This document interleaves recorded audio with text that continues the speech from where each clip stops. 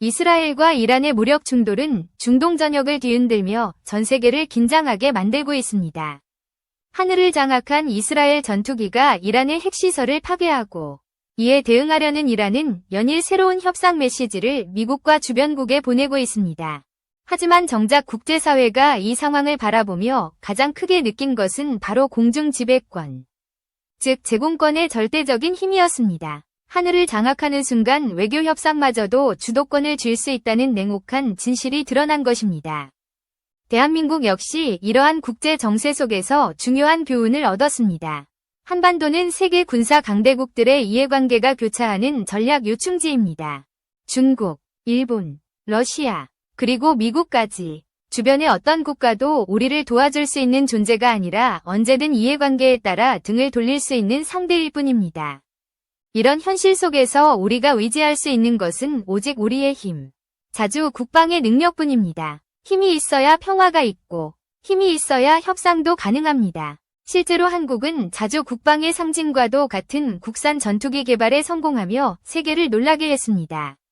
KF-21 보람의 전투기는 한국이 전투기를 구매하는 무기 종속국에서 직접 생산하는 무기 강국으로 도약하는 전환점이 되었습니다. 그러나 아직 완전한 독립이라고 말하기 어려운 부분이 있습니다. 바로 엔진입니다. 한국의 KF-21 전투기에 탑재된 것은 미국 제너럴 일렉트릭의 엔진으로 면허 생산 방식을 통해 조립하고 있을 뿐 독자 기술이라고 할 수는 없습니다. 즉, 외연과 시스템은 국산화했지만 심장과도 같은 엔진은 여전히 해외 의존에 묶여있는 것입니다. 이 문제는 단순히 부품 하나를 수입한다는 차원을 넘어섭니다. 엔진이 외국 기술에 종속되어 있다는 것은 우리가 만든 전투기라도 수출의 제약을 받는다는 뜻입니다. 미국이 승인하지 않으면 우리가 개발한 항공기를 제3국에 판매할 수 없고 심지어 부품 공급이 끊기는 순간 작전 능력 자체가 마비될 수도 있습니다. 즉, 전투기의 자립을 논하기 위해서는 반드시 엔진 국산화가 필요하다는 결론에 다다르게 됩니다. 이 지점에서 대한민국은 과감한 결정을 내렸습니다. KF-21 차세대 전투기를 개발하면서 국산 엔진 탑재라는 목표를 분명히 제시한 것입니다. 단순히 기체만 만들어내는 국가가 아니라 엔진까지 스스로 개발할 수 있는 진정한 항공 강국으로 나아가겠다는 선언이었습니다. 물론 이 결정은 엄청난 논란을 불러일으켰습니다. 전투기 엔진은 항공기 산업 전체에서도 가장 고난도의 기술이 집약된 분야로 세계적으로도 미국, 영국, 프랑스, 러시아, 중국 등 극소수 국가만이 독자 생산 능력을 갖고 있습니다. 그만큼 진입 장벽이 높고 실패할 경우 수십 년간의 투자와 노력이 수포로 돌아갈 수 있는 위험한 도전이기도 합니다. 그럼에도 불구하고 우리는 이 길을 선택했습니다. 왜냐하면 자주 국방은 선택이 아니라 필수이기 때문입니다. 전투기 엔진이야말로 한 나라의 군사적 독립성을 상징하는 핵심 기술이며 이를 확보하지 못하면 아무리 최신 기체를 보유해도 반쪽짜리 독립에 불과합니다. 한국은 바로 이 절체절명의 과제를 정면으로 돌파하려는 것입니다. 이제 세계는 대한민국의 행보를 예의주시하고 있습니다. 한때 단순 조립과 정비 수준에 머물던 한국이 불과 수십 년 만에 독자적인 엔진 개발을 선언했기 때문입니다. 과연 한국은 실패할까요? 아니면 세계를 또 한 번 놀라게 하는 기적을 만들어낼까요? 분명한 것은 이미 그 첫걸음을 내디뎠다는 사실입니다. 그리고 그 길은 결코 되돌릴 수 없는 자주 국방의 길입니다. KF-21 보람의 전투기는 한국이 자체적으로 설계하고 양산한 최초의 초음속 전투기라는 점에서 역사적 의미를 갖습니다. 이 전투기의 등장은 한국이 무기 종속국의 지위를 벗어나 무기 생산국으로 도약했다는 상징적 사건이었습니다. 그러나 이 눈부신 성과에도 불구하고 여전히 풀지 못한 숙제가 남아 있었습니다. 바로 전투기의 심장이라 불리는 엔진이 외국에 의존하고 있다는 사실이었습니다. 현재 KF-21에 장착된 엔진은 미국 제너럴 일렉트릭사의 F414 모델을 라이선스 형태로 생산한 것입니다. 표면적으로는 한국에서 제작한 것처럼 보이지만 실제로는 기술의 핵심이 모두 미국에 종속되어 있습니다. 이 말은 곧 우리가 아무리 뛰어난 전투기를 만들어도 수출과 운용에 있어 미국의 통제를 피할 수 없다는 뜻입니다. KF-21 차세대 전투기 역시 동일한 한계를 안고 출발할 수밖에 없었습니다.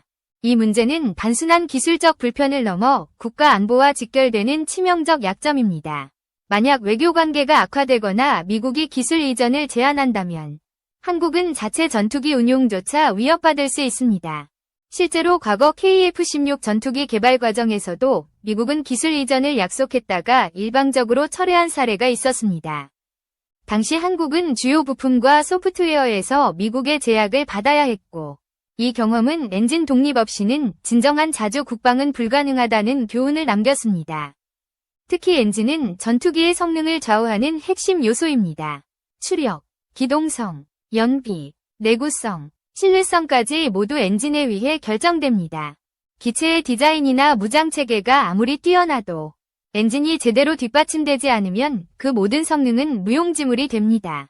그렇기에 한국이 엔진 국산화에 도전한다는 것은 단순한 기술 개발이 아니라 국가의 미래 안보 전략을 위한 중대한 선택이었습니다. 하지만 이 길은 결코 쉽지 않습니다. 전투기 엔진은 수만 개의 정밀 부품이 결합된 초정밀 기계로 단 하나의 오차도 허용하지 않습니다. 고온, 고압 환경에서도 안정적으로 작동해야 하며 수천 번의 비행시험을 통해 신뢰성을 입증해야 합니다. 그 과정에서 막대한 시간과 비용이 소모될 수밖에 없습니다. 이런 이유로 반대파들은 굳이 검증된 미국산 엔진을 두고 국산화를 추진할 필요가 있느냐는 의문을 제기했습니다. 비용 대비 효율성이 낮고 실현 가능성도 불투명하다는 주장이었습니다. 그러나 찬성파의 주장은 달랐습니다. 한국이 처음 전투기 국산화에 도전했을 때도 똑같은 반대 논리가 있었지만 결국 보라매를 성공적으로 만들어내지 않았느냐는 것이었습니다. 만약 그때 반대 의견에 밀려 도전을 포기했다면 오늘의 KF-21도 존재하지 않았을 것입니다. 지금 우리가 직면한 상황도 마찬가지입니다. 실패의 위험이 있다 하더라도 도전하지 않으면 영원히 의존에서 벗어날 수 없고 진정한 항공 강국으로 올라설 기회도 사라집니다. KF-21은 이러한 도전 정신의 집약체입니다. 한국은 이 차세대 전투기에 국산 엔진을 탑재하겠다는 포부를 밝히며 세계를 향해 새로운 도전을 선언했습니다. 이는 단순히 차세대 전투기를 완성하는 것이 아니라 앞으로 6세대 전투기와 무인 전투기 시대까지 내다보는 장기 전략이기도 합니다. 엔진 독립은 한국이 글로벌 방산 시장에서 독자적 지위를 확보하고 외교적 압력에서 자유로워지는 유일한 길이기 때문입니다. 결국 KF-21이 보여준 것은 한 가지입니다. 우리에게 필요한 것은 단순히 전투기를 보유하는 것이 아니라 그것을 구성하는 핵심 기술을 온전히 우리 힘으로 만들어내는 능력입니다. 그리고 그 중심에는 반드시 엔진이 있습니다. 이 과제를 해결하지 못하면 지금까지의 성취도 반쪽짜리에 머물 수밖에 없습니다. 그러나 이를 정복한다면 한국은 진정한 항공 강국으로 세계 군사사에서 새로운 위상을 차지하게 될 것입니다. 국산 전투기 엔진 개발을 둘러싼 논쟁은 대한민국 방산 역사에서 가장 뜨겁고 치열한 주제 중 하나로 자리 잡았습니다. 찬성과 반대가 극명하게 갈리며 양측의 주장은 모두 일리가 있지만 접근 방식은 전혀 다릅니다. 이 논쟁은 단순히 기술 개발의 가능성을 넘어서 대한민국이 앞으로 나아갈 국방 전략의 방향성을 결정짓는 중대한 분수령이 되고 있습니다. 반대파의 논리는 명확합니다. 검증된 미국산 엔진이 이미 존재하고 있고 그것을 사용하면 안정성과 비용 면에서 훨씬 효율적이라는 것입니다. 전투기 엔진은 조종사의 생명과 직결되기 때문에 신뢰성이 절대적으로 중요합니다. 이를 확보하기 위해서는 수천 차례의 비행시험과 지상시험이 필요하며 이 과정에서 막대한 비용과 시간이 소모됩니다.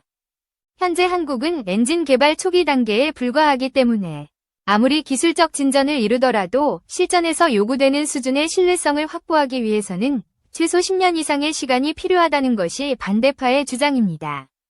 게다가 국산 엔진이 완성된다 하더라도 성능 대비 비용이 과도하게 높아질 수 있어 결국 경제성에서도 경쟁력을 갖기 어렵다는 비판이 이어지고 있습니다. 그러나 찬성파의 주장은 더 본질적인 곳을 겨냥합니다. 그들은 과거 KF-21 전투기 개발 때도 똑같은 논리가 제기되었음을 지적합니다. 당시에도 굳이 국산 전투기를 만들 필요가 있느냐, 이미 미국산 기체를 도입하면 되지 않느냐는 목소리가 높았습니다. 하지만 결과적으로 보라매가 완성되었고 한국은 무기 수입국에서 생산국으로 도약했습니다.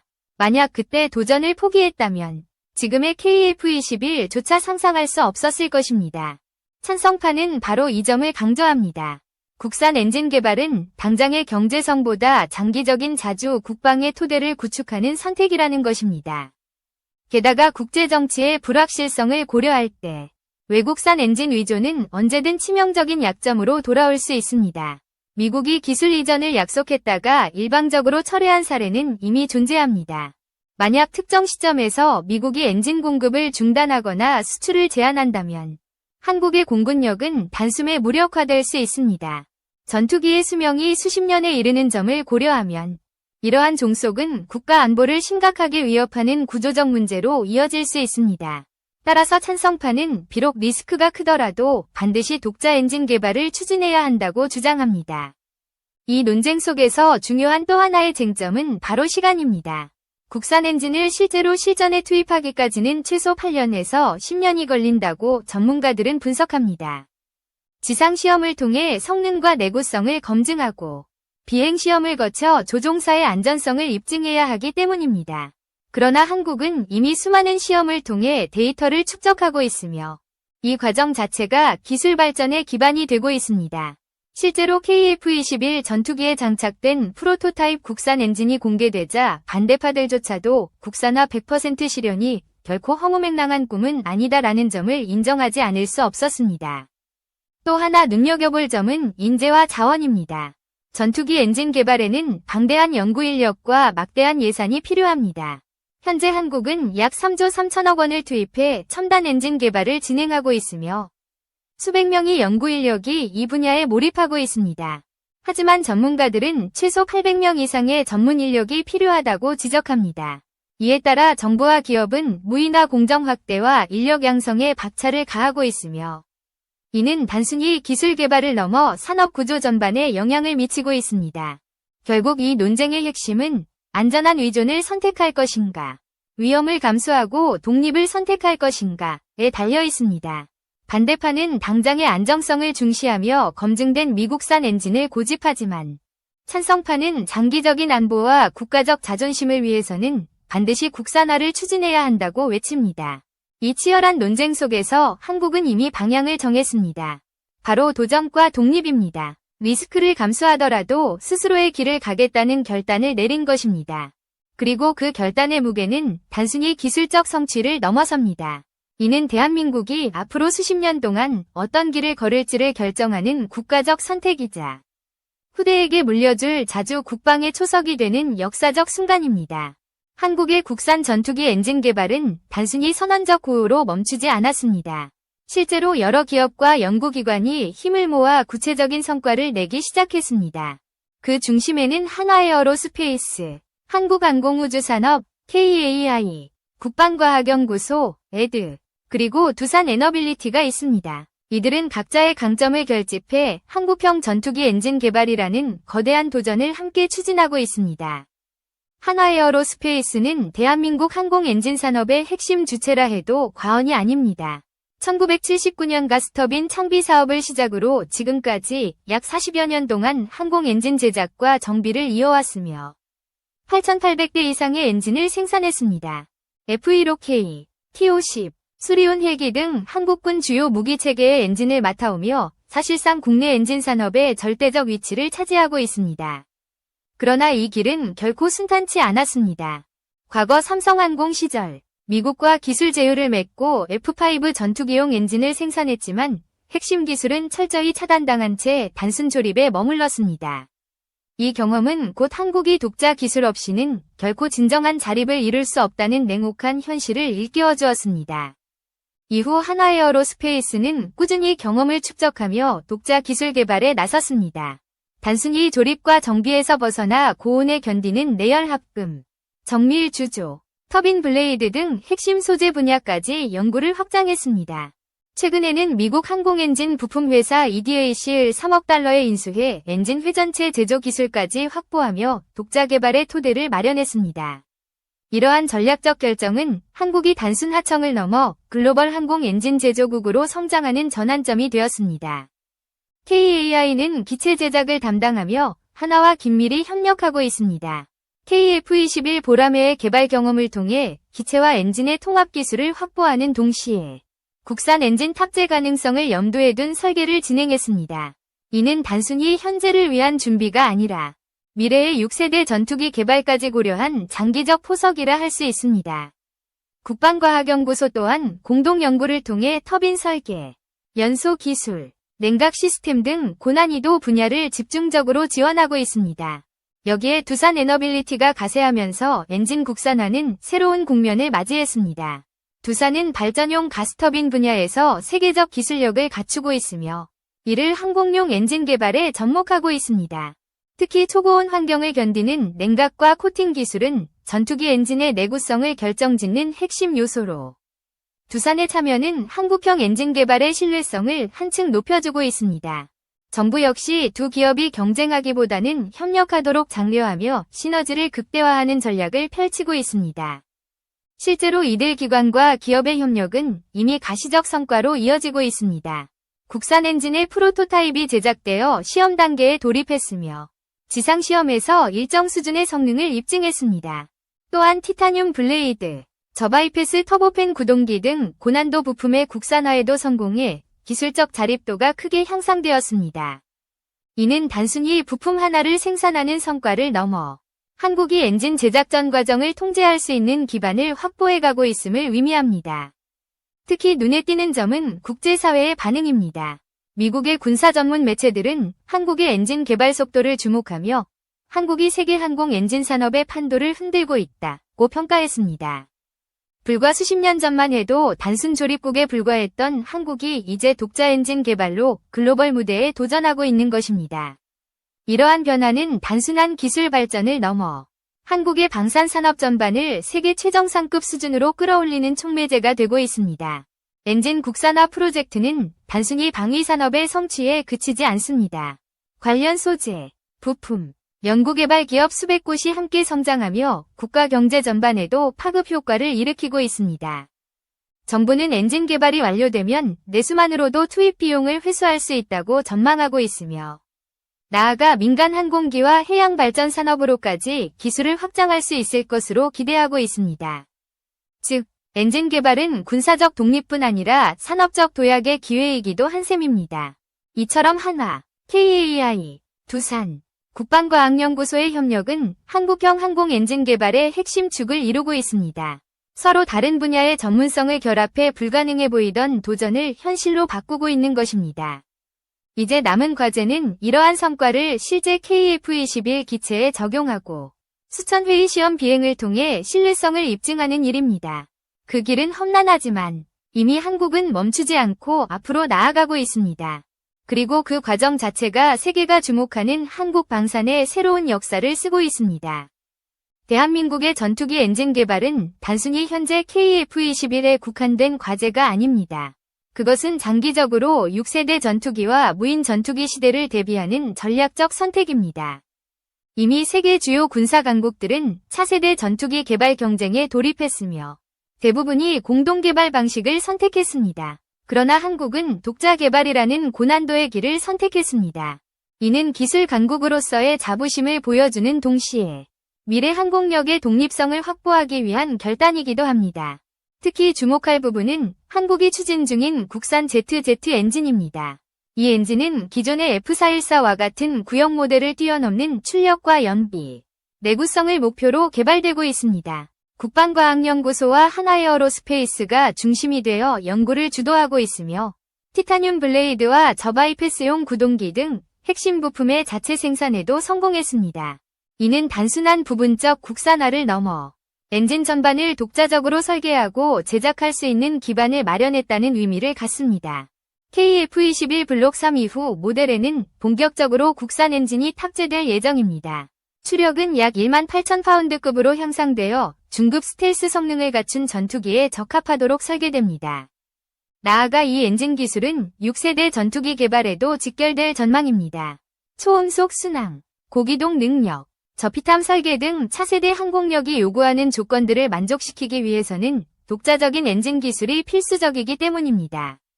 결국 KF-21의 국산 엔진을 성공적으로 탑재하는 것은 단순한 목표 달성을 넘어 6세대 전투기 경쟁에서 주도권을 쥘 수 있는 발판이 되는 것입니다.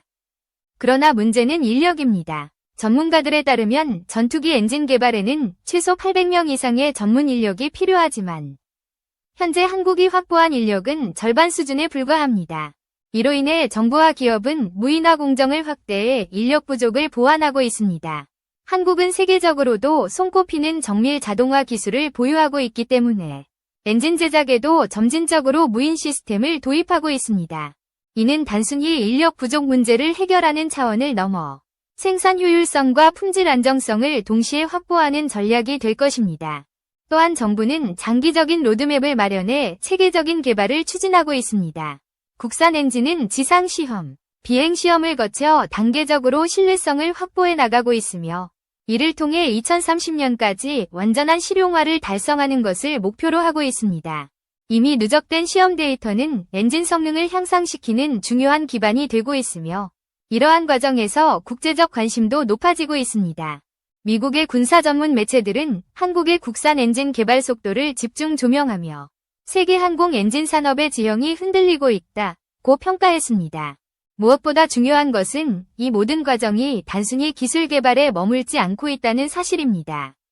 엔진 개발은 항공 산업 전반의 경쟁력을 끌어올리며 우주 항공 분야로의 확장까지 가능하게 합니다. 예컨대 무인기와 차세대 미사일, 민간 항공기 엔진 등 다양한 분야로 파생 기술이 전이되면서 한국은 군사 강국을 넘어 항공 산업 강국으로 도약할 수 있는 길을 열고 있습니다. KF-21의 국산 엔진 탑재는 이제 단순한 목표가 아니라 대한민국의 미래 전략과 직결된 과제입니다. 독자 엔진 개발에 성공한다면 한국은 세계 7번째로 전투기 엔진을 독자 보유한 국가로 올라서게 됩니다. 그 순간 한국은 더 이상 미국이나 다른 강대국의 승인에 의존하지 않고 스스로 전투기를 설계하고 수출할 수 있는 진정한 항공 강국으로 자리매김할 것입니다. 그리고 그 도전의 여정은 지금 이 순간에도 한 걸음씩 앞으로 나아가고 있습니다. 한국의 전투기 엔진 국산화는 단순히 기술 확보의 문제를 넘어 국가 경제와 국제적 위상에 중대한 파급 효과를 가져올 프로젝트로 평가됩니다. 현재 KF-21 전투기의 엔진 국산화 비율은 약 43% 수준에 도달했으며 2030년까지 100% 독자 엔진 탑재를 목표로 하고 있습니다. 그러나 이는 단순히 기술적인 완성도를 넘어 상업적 활용 가능성까지 검증해야 하는 과제를 동반합니다. 실제로 연구용으로는 완성되었더라도 비용이 지나치게 높다면 실용화가 어렵기 때문에 엔진의 성능과 경제성은 동시에 입증되어야 합니다. 방위사업청은 이 프로젝트가 단순한 군사적 의미에 머물지 않고 국가 경제 전체에 막대한 이익을 가져올 것이라 분석하고 있습니다. 엔진 국산화가 성공하면 국내 약 100여 개 기업이 해외에서 수입하던 부품을 자급할 수 있게 되고 이는 곧 산업 생태계 전반의 자립으로 이어집니다. 더 나아가 민간 항공기, 해양 추진체, 발전 산업 등으로 파생 기술이 확산되면 연간 수십조 원의 경제 효과를 창출할 수 있습니다. 2040년 이후에는 한국이 항공 엔진 수출국으로 자리 잡을 가능성도 높습니다. 지금까지는 글로벌 3대 기업이 독점하던 시장에서 한국이 새로운 공급자로 등장할 수 있는 길이 열리는 것입니다. 이러한 전망은 단순히 이론적인 계산이 아닙니다. 이미 한화에어로스페이스는 1만 대 이상의 엔진을 생산한 경험을 바탕으로 글로벌 기업들과 공동개발 계약을 체결하며 기술력을 인정받고 있습니다. 또한 미국, 유럽 등 항공 선진국의 부품 공급망에 진입하며 단순 하청을 넘어 고부가 가치 제품을 수출하는 수준까지 도약했습니다. 이는 한국의 엔진 개발이 단순한 국산화가 아니라 세계 시장에서 경쟁할 수 있는 수준으로 성장하고 있음을 보여줍니다. 국제사회에서도 한국의 성과를 주목하고 있습니다. 중국은 30년 동안 약 25조 원을 투자했음에도 아직 뚜렷한 독자 엔진 개발 성과를 내지 못하고 있습니다. 반면 한국은 훨씬 적은 비용과 기간으로 가시적 성과를 내고 있어 효율성과 기술력에서 세계적으로 높은 평가를 받고 있습니다. 이러한 비교는 한국의 항공 엔진 산업이 단순히 따라가는 수준이 아니라 특정 분야에서는 이미 선도적 위치에 있음을 의미합니다. 물론 여전히 도전 과제는 남아 있습니다. 특히 6세대 전투기의 요구 조건을 충족시키는지 여부는 앞으로의 변수입니다. 초고온 환경에서의 내구성, 초음속 순항 성능, 고기동성과 저피탑 능력을 동시에 구현하는 것은 세계적으로도 가장 어려운 기술 과제입니다. 그러나 한국은 무인화 공정과 자동화 기술, 첨단 소재 연구를 통해 이러한 난관을 극복하고 있으며 단계적으로 기술 격차를 좁혀나가고 있습니다. 궁극적으로 국산 엔진 개발은 대한민국의 자주 국방을 완성하는 열쇠이자 세계 군사무대에서 독자적 위상을 확보하는 길입니다. 더 이상 외국의 승인에 얽매이지 않고 한국이 자체적으로 설계하고 생산한 전투기를 수출할 수 있게 된다면 이는 단순한 기술 독립을 넘어 외교적 자율성까지 확보하는 결과로 이어질 것입니다. 나아가 한국은 아시아를 넘어 전 세계 방산 시장에서 영향력을 확대하며 글로벌 군사 강국들과 어깨를 나란히 할 수 있습니다. 지금까지의 성과는 분명 도전의 연속이었지만 동시에 한국의 잠재력을 입증한 과정이었습니다. 엔진 국산화는 불가능에 가까운 과제처럼 보였으나 한국은 이를 현실로 만들기 위해 쉼없이 나아가고 있습니다. 머지않아 KF-21 이 완전한 국산 엔진을 달고 하늘을 가르는 날. 그것은 단순히 한 기체의 성취가 아니라 대한민국이 진정한 항공 강국으로 우뚝 섰음을 알리는 역사적 순간이 될 것입니다.